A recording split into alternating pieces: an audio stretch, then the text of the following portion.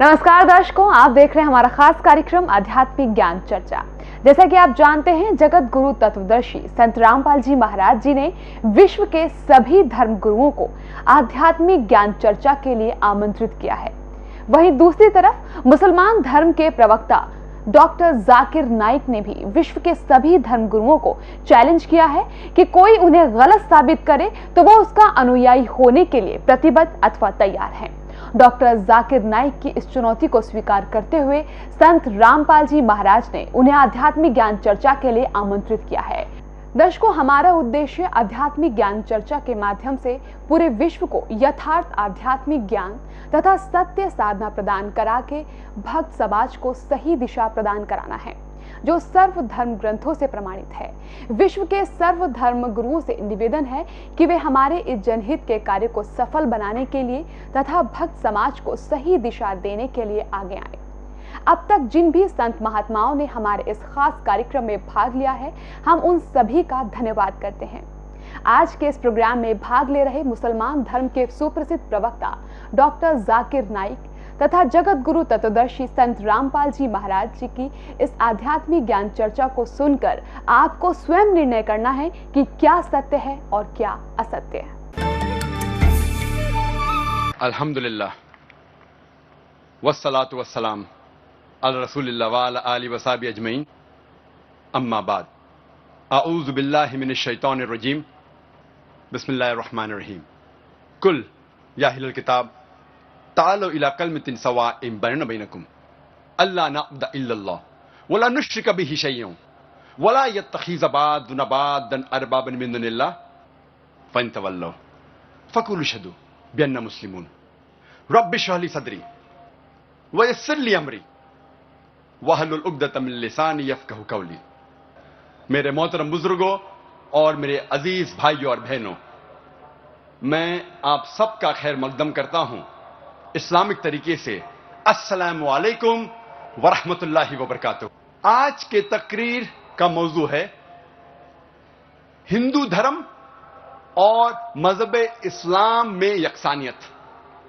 मैंने इस तकरीर के शुरू में कुरान मजीद की एक आयत सूरे अल इमरान सूरा नंबर 3 आयत नंबर 64 की तिलावत की, जिसमें अल्लाह सुब्हानहू व तआला फरमाते हैं, कुल या अहलल किताब, कहो अहले किताब से, तालो इला कलिमतिन सवाइम बैना बैनकुम, आओ उस बात की तरफ जो आप और हम में यकसा है। सबसे पहली बात है अल्लाह नअबुद इल्लल्लाह, हम सिर्फ अल्लाह सुब्हानहू व तआला, सिर्फ खुदा की इबादत करें। वला नुश्रिक बिही शैय्यन, हम खुदा के साथ किसी और को शरीक न करें। वला यत्तखिज़ बादुना बादन अरबाबन मिन दुनिल्लाह, हम हमारे में से किसी और को खुदा के अलावा किसी को रब ना बनाएं। फंतवल्लो, अगर वो मुड़ जाए, फकुल शदू बिअन्ना मुस्लिमून, हम शहादत देते हैं कि हम मुस्लिम हैं और हम हमारी सारी रजा अल्लाह के हवाले करते हैं। ये कुरान मजीद की आयत कहती है, कुल या अहलल किताब, कहो अहले किताब से, यहूद और नसारा से।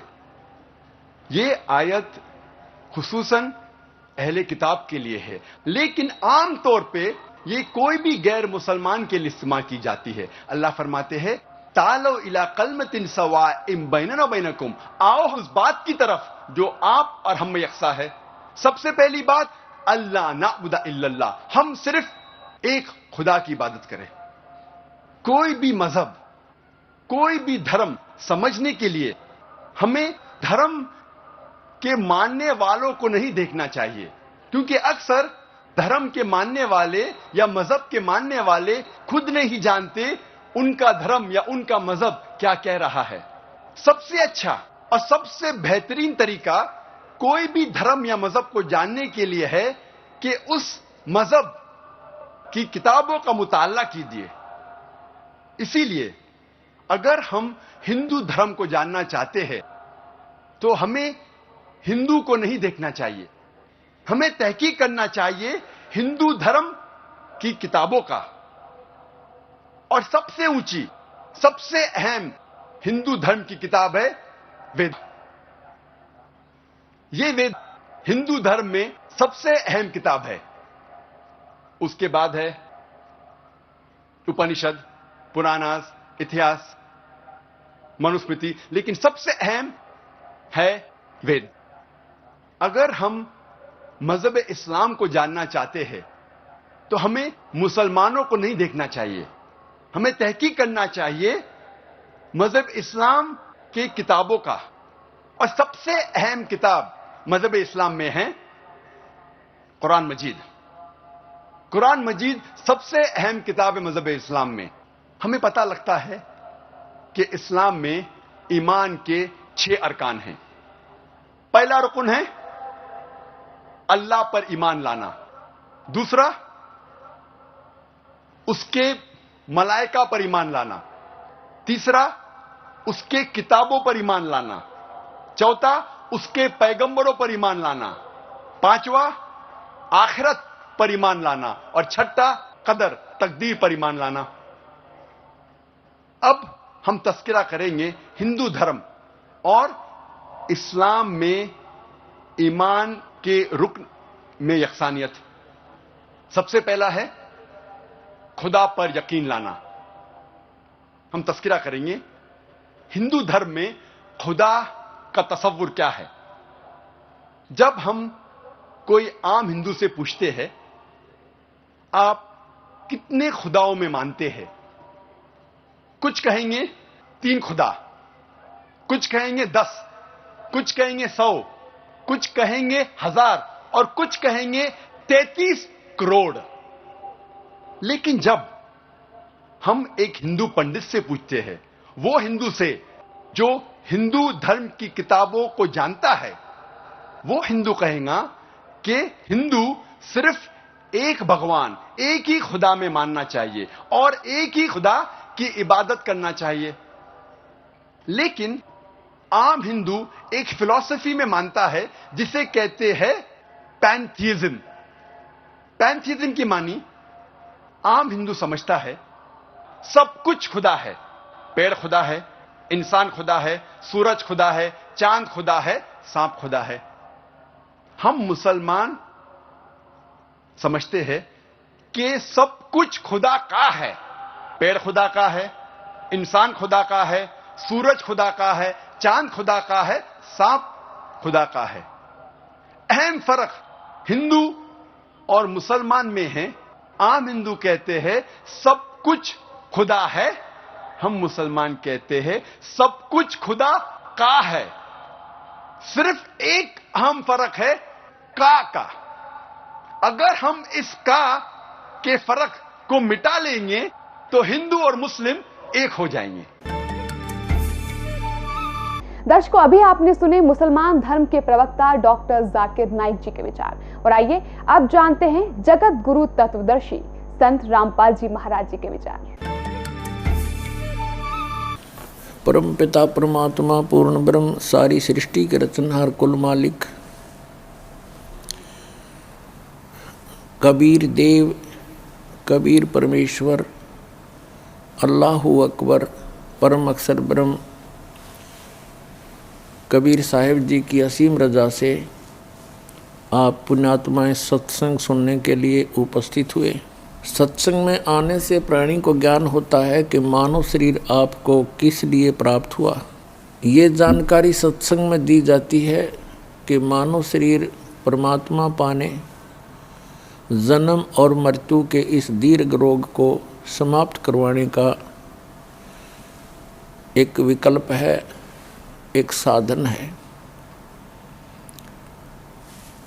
और मनुष्य जीवन पाकर के हम परमात्मा की साधना नहीं करते, या करते भी हैं तो शास्त्र विधि त्याग कर मनमाना आचरण करते हैं, तो वो भी साधना करना या ना करना बराबर है, व्यर्थ है। सत्संग अर्थात यथार्थ भक्ति ज्ञान, अध्यात्म ज्ञान परमात्मा स्वयं ही आकर के बताते हैं। क्योंकि हम जिस लोक में रह रहे हैं ये शैतान का लोक है। इसको परमेश्वर ने और परमात्मा प्राप्त संतों ने इसको काल कहा है। ज्योत स्वरूपी निरंजन है इसका नाम, और वेदों में इसको ब्रह्म कहा है। ये स्वयं भी अपने आप को ब्रह्म कहता है। ब्रह्म से ऊपर परब्रह्म है, एक शक्ति।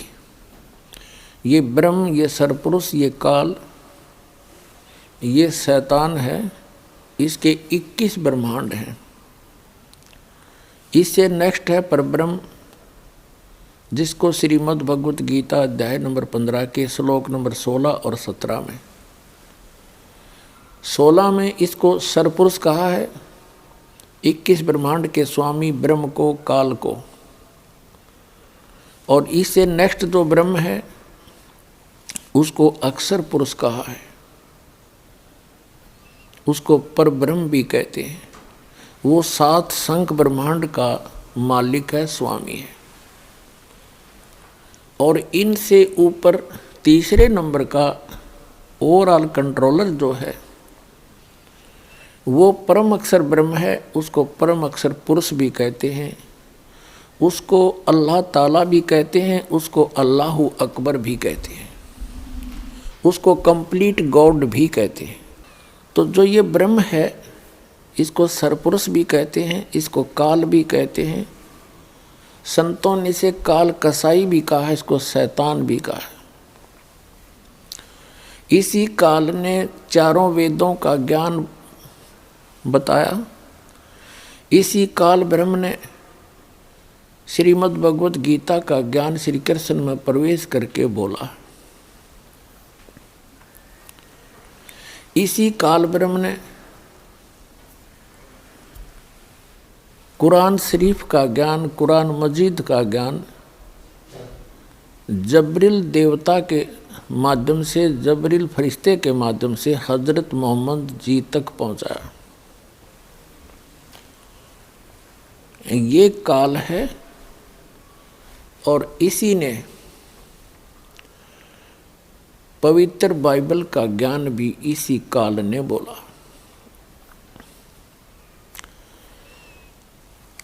अपने आत्माओं, ये काल जो है एक ऐसा शैतान है, ऐसा एलिमेंट है, ये नहीं चाहता कि ये जीव सुखी रहें, ये नहीं चाहता कि इनको अल्लाह ताला की अर्थात परम अक्षर ब्रह्म की जानकारी हो जाए।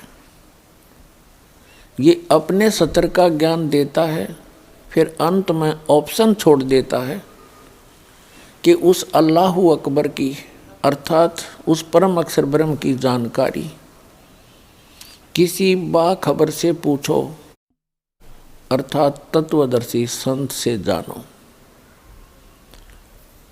श्रीमद् भगवत गीता अध्याय नंबर 4 के श्लोक नंबर 34 में गीता ज्ञानदाता कहता है कि जो ज्ञान गीता अध्याय नंबर 4 के श्लोक नंबर 32 और 34 का ये मिला जुला सारांश है कि पूर्ण परमात्मा स्वयं आकर के अपने मुख कमल से यथार्थ भक्ति ज्ञान सुनाता है, बताता है, अच्छी आत्माओं को मिलता है। और वो ज्ञान तत्व ज्ञान होता है। चौथे अध्याय के 34वें श्लोक में कहा है कि अर्जुन, उस तत्व ज्ञान को जो परमेश्वर सच्चिदानंद घन ब्रह्म अपने मुख कमल से आकर बताता है, उस तत्व ज्ञान को तू तत्वदर्शी संतों के पास जाकर समझ, उनको दंडवत प्रणाम करने से,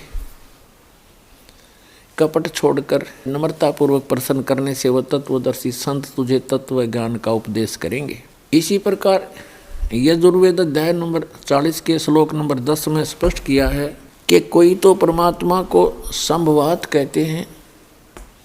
संभवात माने जन्म लेने वाला श्री राम और श्री कृष्ण के रूप में मानते हैं अधिकतर लोग। और कुछ असंभवात कहते हैं, वो कभी जन्म लेता ही नहीं या आता ही नहीं। तो वो परमात्मा कैसा है उसकी जानकारी धीराणाम तत्वदर्शी संतों से पूछो। और कुरान शरीफ के अंदर सूरत फुरकान 25 आयत नंबर 52 से 59 में स्पष्ट किया है कि कबीर नामक अल्लाह है। अल्लाह कबीर यानी बड़ा भगवान, उसकी जानकारी किसी बाखबर से पूछो और वो वही है जिसने 6 दिन में सृष्टि रची और 7वें दिन तख्त पर जा बैठा। इससे सिद्ध होगा कि इन तीनों होली बुक्स में, तीनों पवित्र सदग्रंथों में, पवित्र कुरान शरीफ, पवित्र श्रीमद् भगवद गीता, पवित्र वेद, इनमें वो तत्व ज्ञान नहीं है।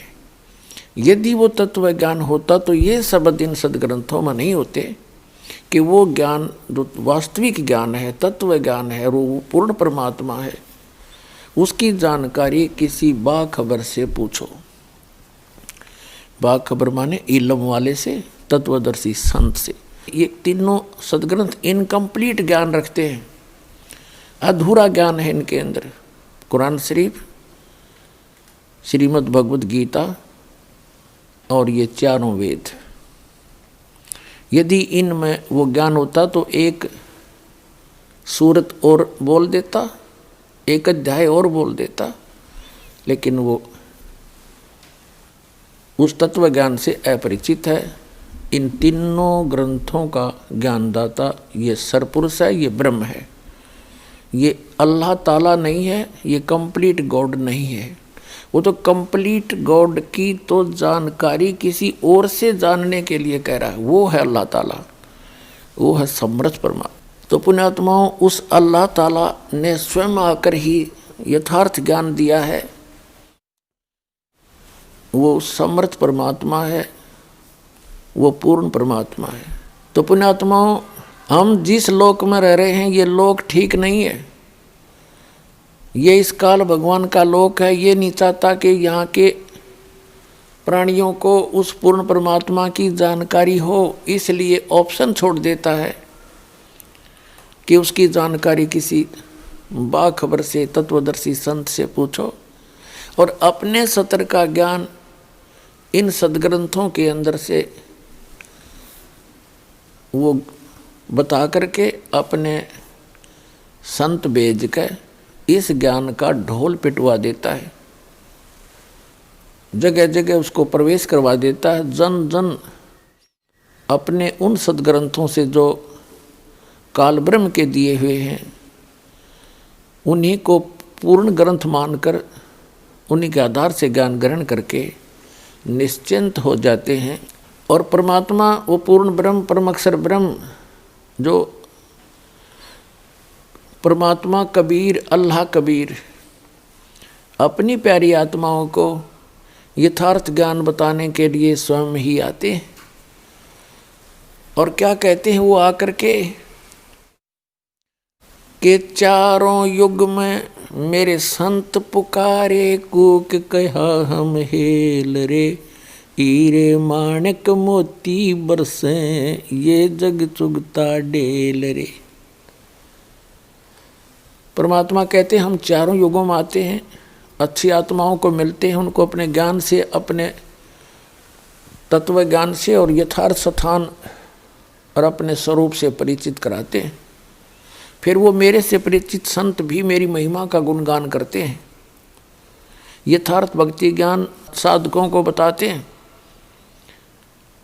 लेकिन उससे पहले ये काल भगवान, ये ब्रह्म अपने अज्ञान को प्रत्येक मानव के अंदर पहले से ही ये भर देता है, आंट देता है। जब परमात्मा आते हैं या उनके संत आते हैं परमात्मा से परिचित, तब सभी उस काल के अज्ञान को ग्रहण करके परमात्मा का विरोध करते हैं, अपने भगवान के उस यथार्थ ज्ञान को सुनते नहीं, और वो साधनाएं करते हैं जो इनको कभी मोक्ष नहीं दे सकती। इसलिए परमात्मा कहते हैं चारों युग में संत पुकारे, कूक कहा हम हेल रे, हीरे माणिक मोती बरसे, ये जग चुगता ढेल रे।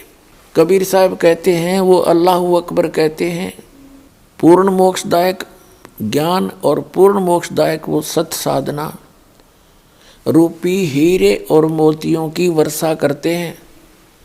लेकिन ये भोली आत्माएं हमारे इस यथार्थ ज्ञान को ना सुनकर, ना समझकर, ग्रहण ना करके ये वो साधनाएं कर रहे हैं जो इनको कोई लाभ नहीं दे सकती, जन्म मरण का दुख नहीं दूर कर सकते, और इनके जो प्रारब्ध के अंदर अर्थात जो किस्मत के अंदर दुख है, पाप कर्मों के कारण दुख होते हैं, तो वो पापों का नाश भी वो साधनाएं नहीं कर सकती। अर्थात वो कंकर पत्थर इकट्ठे किए बैठे हैं जो शास्त्र अनुकूल साधना ना करके, समर्थ भगवान की भक्ति ना करके, अन्य उपासना जो करते हो, अन्य साधनाएं करते हो, वो तो कंकर पत्थर समझो, यानी डले इकट्ठे कर रखे। और जो यथार्थ साधना है वो हीरे मोती लाल है। क्या कहना चाहते हैं कि चारों युग में संत पुकारे और कूक कहा हम हेल रे, हमने भी ऊंची आवाज लगा लगा कर जगह जगह जाके ये बताना चाहा कि हीरे मोती माणक बरसे और ये जग चुभता ढेल रे। ये बोली आत्माएं लाल और हीरे मोतियों से परिचित ना होने के कारण इन कंकर पत्थर डलों को बहुमूल्य जानकर इनको उठाए फिर रहे हैं। फिर बताते हैं पर भी लेन जात है दुनिया, हमरा ज्ञान किन्हें ना सुनिया। तो पुण्यात्माओं, ये परमात्मा बड़े दयालु हैं, ये रहमत वाले हैं। और जैसे जो कुरान शरीफ का ज्ञान देता है और श्रीमद् भगवत गीता का ज्ञान दाता है और जो वेदों का ज्ञान दाता है, ये कंप्लीट गॉड नहीं है, ये रहमत नहीं कर सकता, ये किसी के संस्कार को चेंज नहीं कर सकता। यदि किसी का शुभ संस्कार है तो शुभ ही मिलेगा, और किसी के ऊपर कोई पाप कर्म का संकट आना है तो आवे ही आवेगा, उसको रोक नहीं बदल सकते। केवल एक कंप्लीट गॉड जो है अल्लाह ताला बोलते हैं, जिसको कादिर भगवान बोलते हैं, समर्थ परमात्मा कहते हैं, उसको वेदों में गीता में परम अक्षर ब्रह्म कहा है, पूर्ण पुरुष पूर्ण परमात्मा कहा है, और संत भाषा में उसको सत्य पुरुष कहते हैं, और कुरान शरीफ की भाषा में उसको अल्लाहु अकबर कहते हैं, अल्लाह ताला कहते हैं। तो वो समर्थ परमात्मा है, वो हमारे संस्कारों को बदल सकता है। हमारे भाग्य में यदि कोई हानि होनी है, कोई पुत्र की मृत्यु होनी है, पुत्री की होनी है, या हमारा ही कोई ऐसा संस्कार मृत्यु का है या कोई रोग का है, तो वो कंप्लीट गॉड, वो समर्थ परमात्मा उस संकट को समाप्त कर देता है, वो दुख नहीं आने देता। पुण्यात्माओं, कबीर परमेश्वर जी ने हमें आकर के बताया है, उस अल्लाहु अकबर ने, कंप्लीट गॉड ने, कि तुम सब मेरे बच्चे हो। यहाँ काल ने आपको भ्रमित कर दिया गलत ज्ञान दे के, और मेरे ज्ञान को तुम ग्रहण करो, मेरे संतों पर विश्वास करो जो मुझे मिले हैं, जिनको मैं सतलोक लेकर गया था उनको वापस छोड़ा है, वो मेरे परम संत हैं, उनकी वाणी पर विश्वास करो। वो कौन कौन हैं? आदरणीय धर्मदास साहिब जी बांधवगढ़ वाले, आदरणीय मुल्कदास साहिब जी, आदरणीय नानक साहिब जी, आदरणीय दादू साहिब जी, आदरणीय गरीबदास साहिब जी गांव छुड़ानी जिला जज्जर हरियाणा वाले, आदरणीय गीसा दास साहिब जी गांव खेकड़ा जिला मेरठ उत्तर प्रदेश वाले, आदरणीय स्वामी रामानंद जी जो काशी के अंदर हुए हैं महापुरुष, उनको परमात्मा मिले। तो इन महापुरुषों ने परमात्मा का वो स्थान देखा जिसको श्रीमद् भगवत गीता अध्याय नंबर 18 के श्लोक नंबर 62 में कहा है कि अर्जुन, तू सर्वभाव से उस परमेश्वर की शरण में जा, उसकी कृपा से ही तू परम शांति को और सनातन परम धाम को प्राप्त होगा, शाश्वत स्थान को प्राप्त होगा। शाश्वत माने जिसका कभी नाश ना हो, सदा रहने वाला। गीता अध्याय नंबर 15 के श्लोक नंबर 1 से लेकर 4 में कहा है कि तत्वदर्शी संत की पहचान बताई है कि जब तत्वदर्शी संत आपको मिल जावे, उसके पश्चात परमेश्वर के उस परम पद की खोज करनी चाहिए, जहां जाने के बाद साधक फिर लौटकर कभी संसार में नहीं आते। उनका पुनर्जन्म फिर नहीं होता। तो वो स्थान जो है, उसकी जानकारी देने के लिए परमात्मा स्वयं आते हैं। और वो अल्लाह अकबर, अल्लाह कबीर, परम अक्षर ब्रह्म, उन्होंने आकर के वो ज्ञान दिया है और उन महापुरुषों को वहाँ लेकर गए उस शाश्वत स्थान में। संत भाषा में उसको हम सतलोक कहते हैं। सतलोक माने अविनाशी स्थान।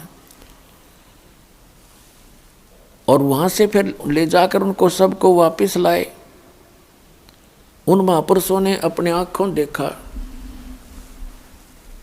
ऊपर परमात्मा की सतिथि, कैसा है भगवान और कैसा हो वो लोक, कैसा हो वो स्थान, उसकी जानकारी उन महापुरुषों ने आँखों देखी, बताई और अपनी अमृतवाणी में एफिडेविट दिया। अब परमात्मा क्या बताते हैं?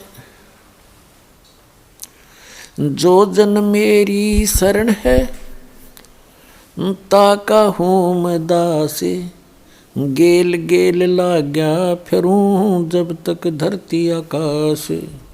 परमात्मा क्या बताते हैं कि जो व्यक्ति, जो प्राणी एक बार मेरी शरण में आ गया, उसके साथ मैं तब तक रहूँगा जब तक ये प्रलय नहीं होगी,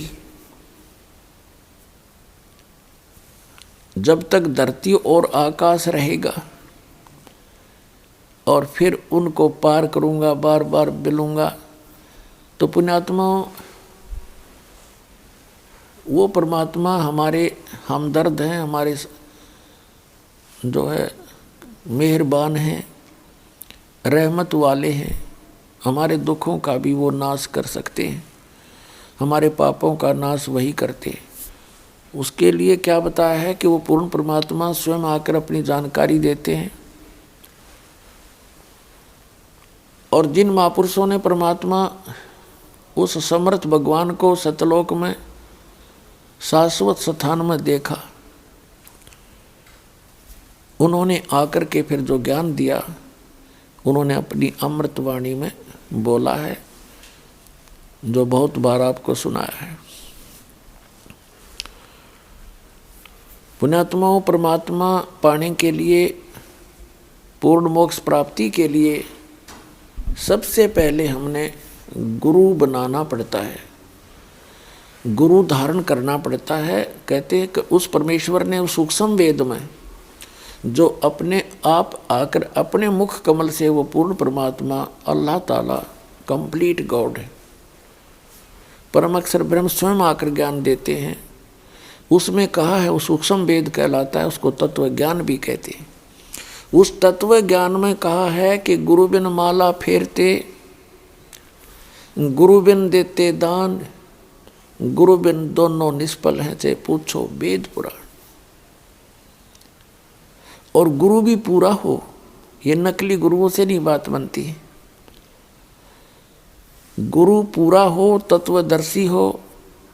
श्रीमद् भगवत गीता अध्याय नंबर 15 के श्लोक नंबर 1 में तत्वदर्शी संत अर्थात पूर्ण गुरु की, पूर्ण मार्गदर्शक की जानकारी दी है।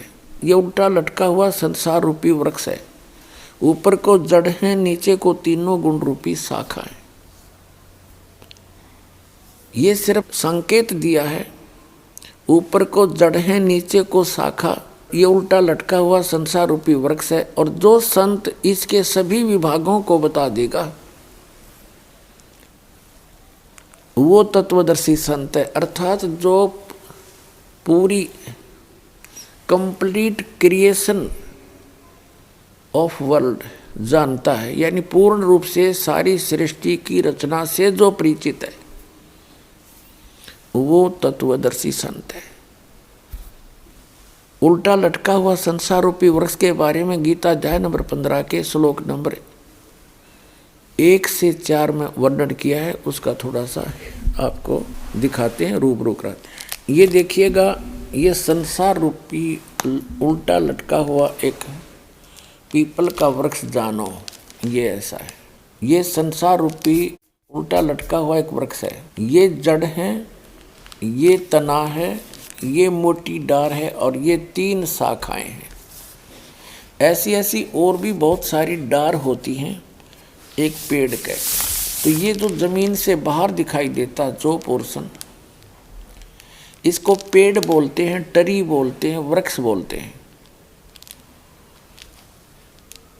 और जमीन के अंदर जो परोक्ष होता है, गुप्त होता है,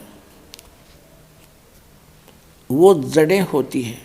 तो जमीन से बाहर दिखता है उसको पेड़ बोलते हैं। तो उल्टा लटका हुआ संसार रूपी वृक्ष, ये तना है, ये मोटी डार है, ये 3 शाखाएं हैं। कबीर परमेश्वर जी स्वयं आकर के उस सूक्ष्म वेद में अर्थात तत्व ज्ञान के अंदर स्वयं बताया परमात्मा ने। अक्षर पुरुष एक पेड़ है, निरंजन कहो, सरपुरुष कहो, सरपुरुष वा की डार और 3 देवा शाखा हैं, ये पात रूप संसार। उस सूक्ष्म वेद में बताया है परमात्मा ने स्वयं कि अक्षर पुरुष एक पेड़ है जो जमीन से बाहर दिखता है। ये पेड़ से ही शुरू होता है, ये तना है, ये तना तो अक्षर पुरुष समझो। इसके ऊपर फिर डार है, ये सरपुरुष।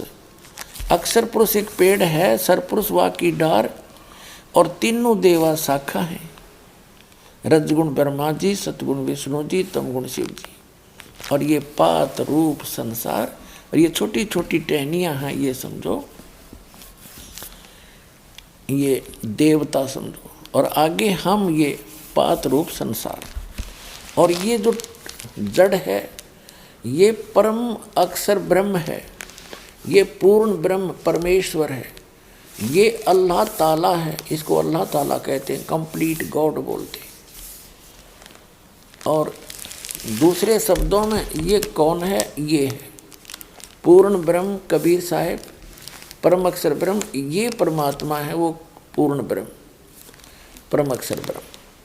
अक्षर पुरुष हुआ क्या, इसका तना है, और सर पुरुष ये मोटी डार है, और 3 देवा शाखा है, ये पात रूप संसार। अब आप जी को श्रीमद् भगवत गीता से रूबरू कराते हैं। पुण्यात्माओं, पवित्र श्रीमद् भगवत गीता पवित्र ऋग्वेद, यजुर्वेद, सामवेद और अथर्ववेद,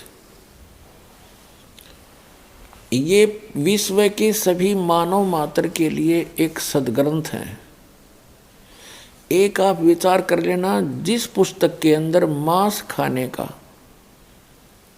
प्रावधान है वो गॉड गिवन स्पिरिचुअल नॉलेज नहीं हो सकता। ये तो एक आम बच्चा भी बता देगा।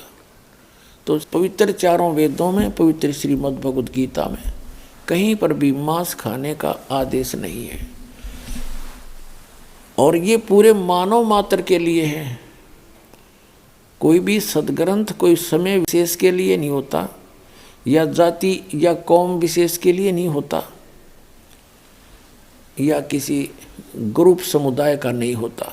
हम समुदाय बाद में बना बैठते हैं। जैसे ये पवित्र वेद, पवित्र गीता जब बोले गए थे, उसमें कोई मजहब था ही नहीं, कोई धर्म अन्य था नहीं, एक सनातन धर्म था।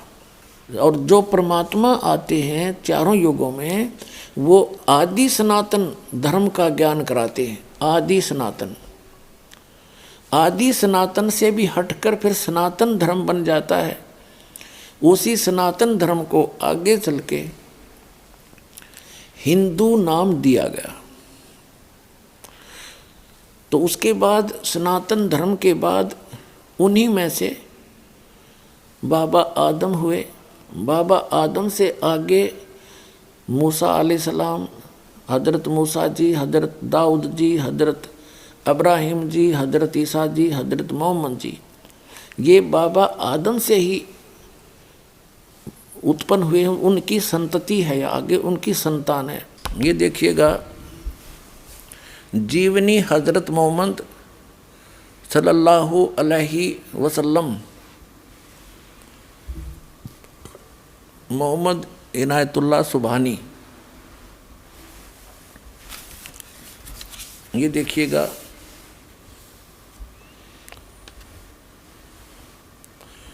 इनायतुल्लाह सुबहानी, अनुवादक नसीम गाजी फलाही, मकरजी मकतबा, इस्लामी पब्लिशर्स, नई दिल्ली।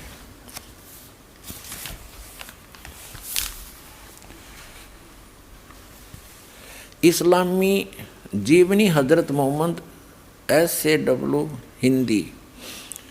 इस्लामी साहित्य ट्रस्ट प्रकाशन 81 सर्वाधिकार प्रकाश का अधीन। नाम मूल किताब मोहम्मद अरबी उर्दू। प्रकाशक हैं मरकजी मकतबा पब्लिशर्स, D307, दावत नगर, अब्बुल फजल इनकलेव, जामिया नगर, नई दिल्ली। दूरभाष इतने फैक्स नंबर इतने। और मुद्रक हैं HS ऑफसेट प्रिंटर्स, दिल्ली, मुद्रक। ये देखिएगा, पृष्ठ 107 पर ही पढ़ रहे हैं। प्यारे नबी सल्लल्लाहु ने तकरीर करते हुए यह भी बताया कि मुसलमान आप कैसे रहें।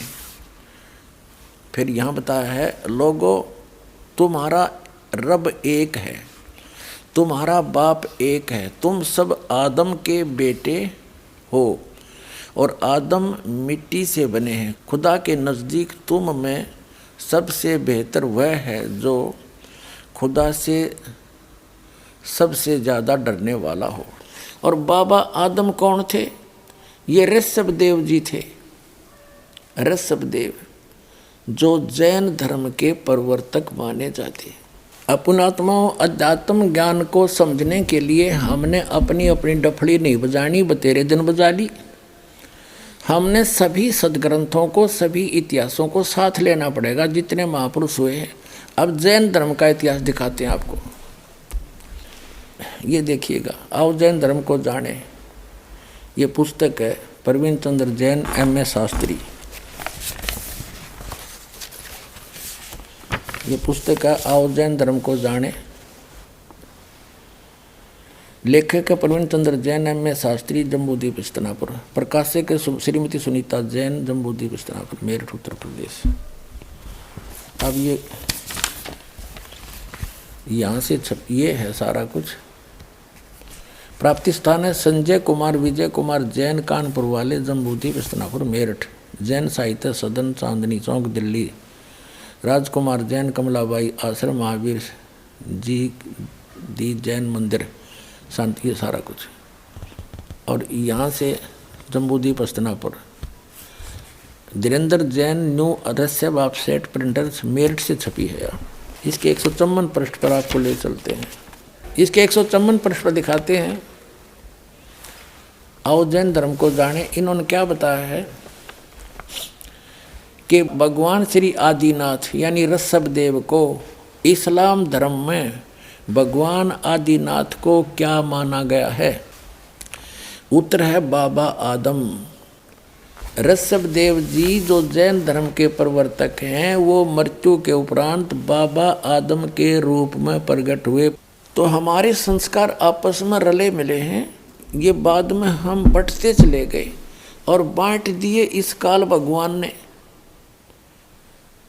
अपने सतर का अलग अलग ज्ञान दे दिया और अपने फरिश्ते भेज के, अपने दूत भेज के अलग अलग स्थानों पर अलग अलग ज्ञान से भरमार कर दी, जो वेद विरुद्ध यानी सूक्ष्म वेद के विपरीत भी है। तो श्रीमद् भगवत गीता में आपको दिखाते हैं तत्वदर्शी संत की पहचान। श्रीमद् भगवत गीता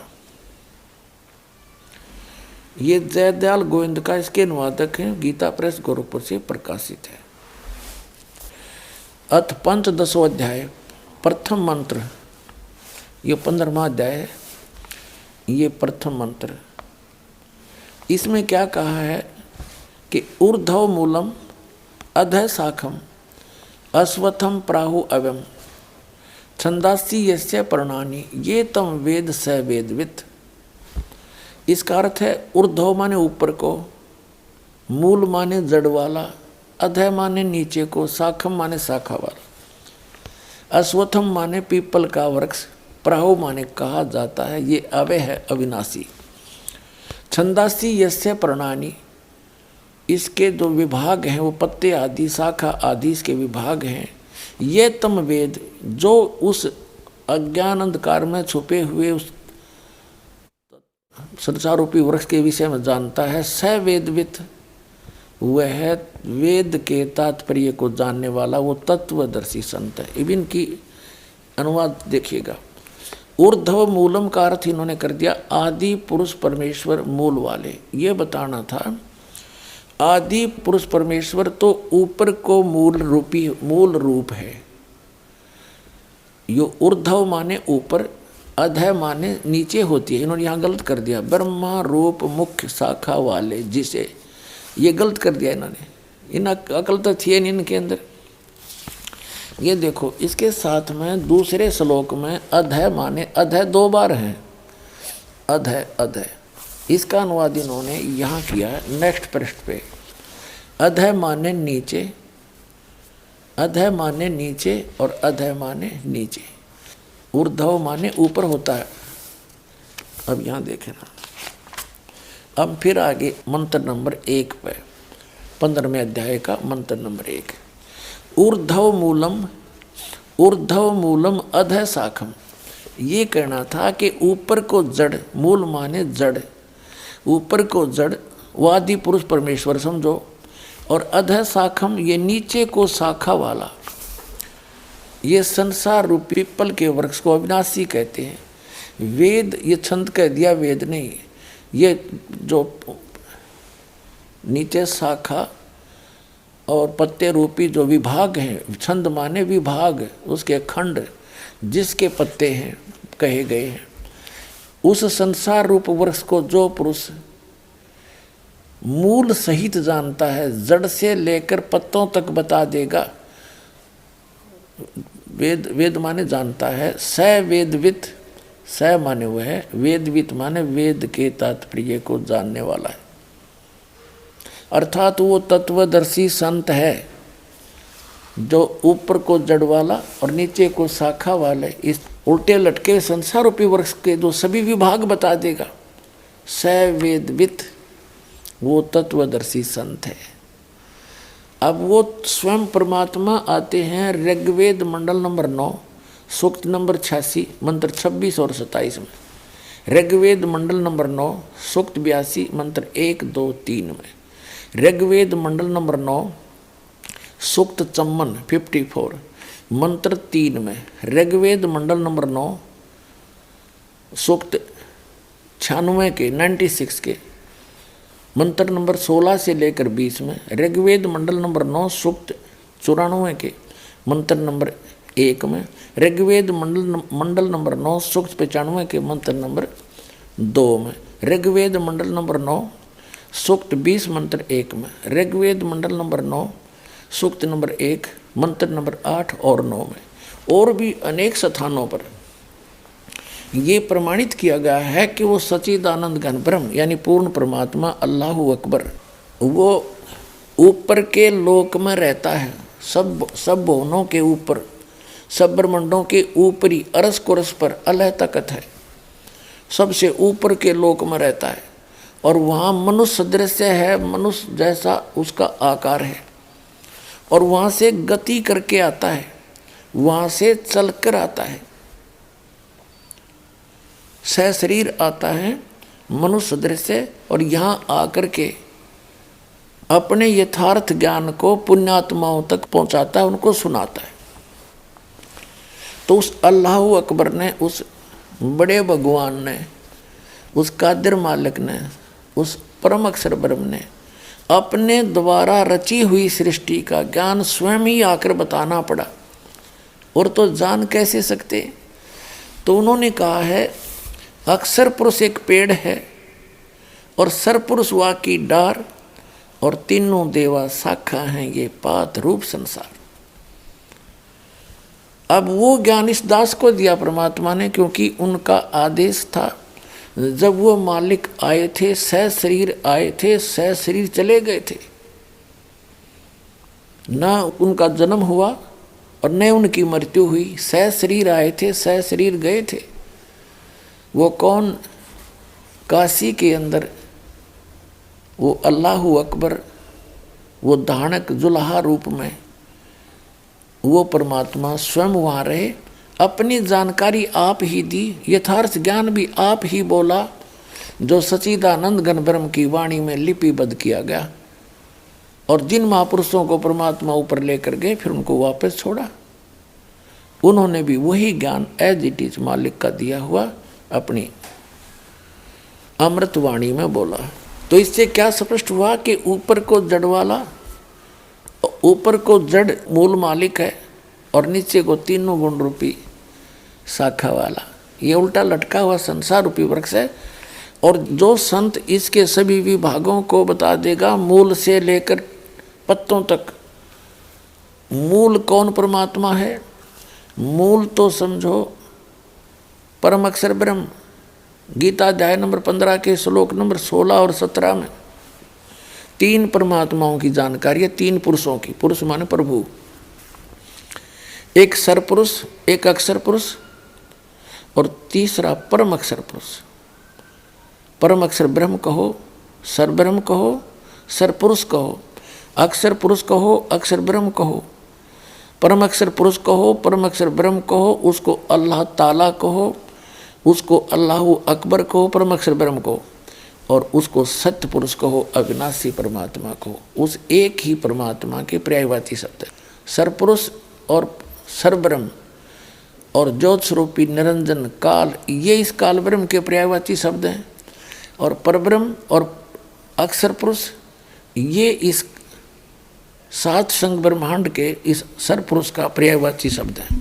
अपने आत्माओं, जो सरपुरुष है, सरपुरुष कहो, इसको सरब्रह्म कहो, इसको काल कहो, शैतान कहो। इसके 21 ब्रह्मांड हैं और 21 ब्रह्मांड के प्राणी जन्म और मृत्यु में सदा रहते हैं। इनकी कभी जन्म और मृत्यु समाप्त नहीं हो सकती। उस पूर्ण परमात्मा ने आके जो मार्ग बताया है, अपनी जानकारी बताई है, उस साधना से फिर ये जन्म और मृत्यु समाप्त हो सकती है। तो सरपुरुष ये 21 ब्रह्मांड का स्वामी है और अक्षर पुरुष ये 7 शंख ब्रह्मांड का, नील पद्म शंख, 7 शंख ब्रह्मांड का स्वामी है, मालिक है। कंप्लीट गॉड नहीं है, अल्लाह ताला नहीं है। और ये सरपुरुष भी यानी ब्रह्म भी अल्लाह ताला नहीं है। वो परम अक्षर ब्रह्म जो असंख्य ब्रह्मांड का स्वामी है, जो इस अक्षर पुरुष के ऊपर भी मालिक है और सर पुरुष के ऊपर, इस ब्रह्म के ऊपर भी वो मालिक है। वो ओवरऑल कंट्रोलर है। वो वास्तव में महान परमात्मा है। वो अल्लाहु अकबर है। वो परम अक्षर ब्रह्म है। उसको हम अकाल मूर्त, उसी को शब्द स्वरूपी राम, उसी को सतपुरुष, सत्य पुरुष कहो और ऑलमाइटी गॉड कहो, कंप्लीट गॉड कहो। वो परमात्मा है। और वही काशी के अंदर, बनारस के अंदर 120 वर्ष रहे, सह शरीर आए थे, शिशु रूप धारण किया, कमल के फूल पर प्रकट हुए। वहाँ से नीरू नीमा नाम के दुल्हा दंपति निसंतान थे, वो उठा ले गए।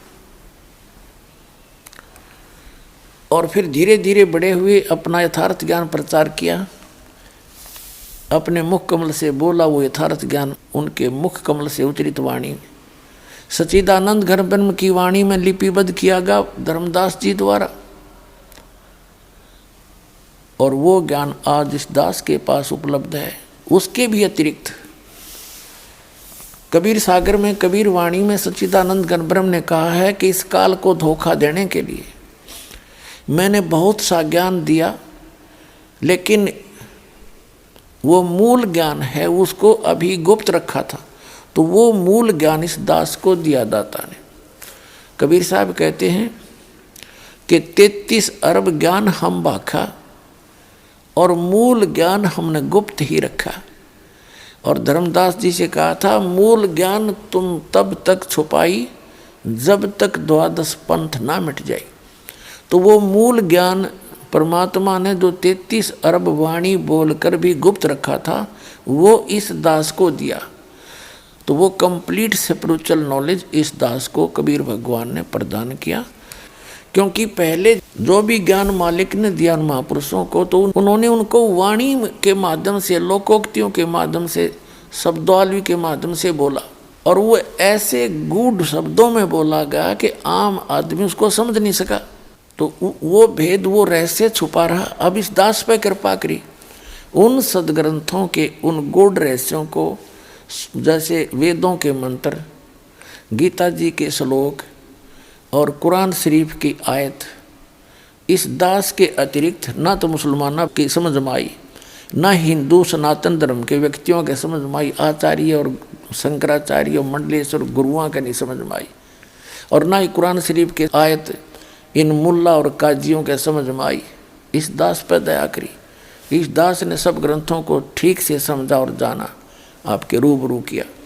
अब ये उल्टा लटका हुआ संसार रूपी वृक्ष, इसकी जो डिटेल है 15वें अध्याय के श्रीमद् भगवद गीता के अध्याय नंबर 15 श्लोक नंबर 16 और 17 में कंसेप्ट क्लियर हो जाएगा। देखिएगा, श्रीमद् भगवद गीता और ये श्लोक नंबर 16 और अध्याय नंबर ये 15। इसका अनुवाद यहाँ किया है कि वैसे ये श्लोक यहाँ से देखिए, संस्कृत अच्छी तरह समझ में आएगी। दिवौ इमौ पुरुषौ लोके, इस लोक में दो पुरुष हैं, दो परमात्मा हैं, एक सरपुरुष एक अक्षर पुरुष। इस पुरुष को हम यहाँ दोनों जगह लगा देंगे, सरपुरुष और अक्षर पुरुष। और इसी प्रकार नासवान, सरकार तो होता नासवान, अक्षर होता विनाशी। सर्वाणी भूतानि कटुष्ट अक्षर उच्यते। इसका अर्थ ये बनता है कि इस लोक में, मिट्टी वाले पृथ्वी वाले लोक में, जो नासवान स्थिति के लोक हैं अक्षर पुरुष और सरपुरुष के, इसमें दो पुरुष हैं इस लोक में, सरपुरुष और अक्षर पुरुष। और इसी प्रकार इनके अंतर्गत जितने भी प्राणी हैं, भूतानी माने प्राणी, वो तो नासवान है। और जीवात्मा किसी की मरती है नहीं, ये तो अंडरस्टूड, गधे की भी ना मरती। यहाँ अनुवाद किया इन्होंने, देखिएगा। इस संसार में सर माने नासवान और अक्षर माने अविनाशी भी दो प्रकार के पुरुष माने परमात्मा कहे हैं, दो परमात्मा पुरुष कहे हैं। और संपूर्ण प्राणियों के शरीर तो नासवान है और जीवात्मा को अविनाशी कहा जाता। फिर यहाँ कहा कि उत्तम पुरुष है तू अन्य, उत्तम पुरुष है तू अन्य परमात्मा इति उदाहरते। उत्तम पुरुष तो इन दोनों से अन्य है, सरपुरुष से और अक्षर पुरुष से। उत्तम पुरुष है तू अन्य परमात्मा इति उदाहरते। ये लोग तरम जो तीनों लोकों में प्रवेश करके अविश्य विभर्ति अवैश्वर है, जो तीनों लोकों में प्रवेश करके सबका धारण पोषण करता है, वो है अविनाशी परमात्मा। वास्तव में अपने आत्माओं, जैसे ये सरपुरुष है, ये तो सीधा ही अंडरस्टूड है, नासवान है। और अक्षर पुरुष, इसको अविनाशी क्यों कहा? अविनाशी पुरुष तो इसका मतलब नाश नहीं होना चाहिए इसका, लेकिन इसको डिफाइन करने के लिए, इसको डिफीड करने के लिए, इसको फेल करने के लिए आगे कहा है कि उत्तम पुरुष है तू अन्य। इन दोनों से और है पुरुषोत्तम यानी श्रेष्ठ भगवान, और जिसको परमात्मा कहा जाता है, वही तीनों लोकों में प्रवेश करके सबका धारण पोषण करता है, वो है अविनाशी परमात्मा। अब जैसे ये देखिएगा, उल्टा लटका हुआ संसार रूपी वृक्ष, ये तो है परम अक्षर पुरुष। उत्तम पुरुष है तो अन्य, वो ये है उत्तम पुरुष तो अन्य। और इसके तीन लोक हैं, जैसे ये तो गुप्त हैं, ऊपर के लोक हैं, और ये अक्षर पुरुष के, ये सरपुरुष का लोक है, और इसी के फिर आगे इस सरपुरुष का ये व्यवस्था है। तो ये अक्षर पुरुष है, ये सरपुरुष है, और ये तीनों गुण रूपी शाखा हैं। ये तो बहुत नीच आगे चल के भगवान हैं, स्वामी हैं।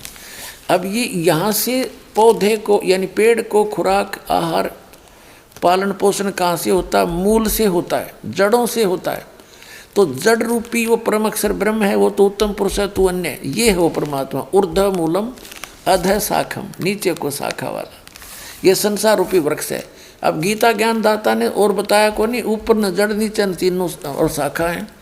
अब परमात्मा ने बताया कि अक्षर पुरुष एक पेड़ है, ये अक्षर पुरुष तना है, और सरपुरुष वाकी डार, और तीनों देवा शाखा हैं, ये पात रूप संसार। लेकिन ये गुप्त है, ये दास बताने के लिए भेजा है कि ये कौन है।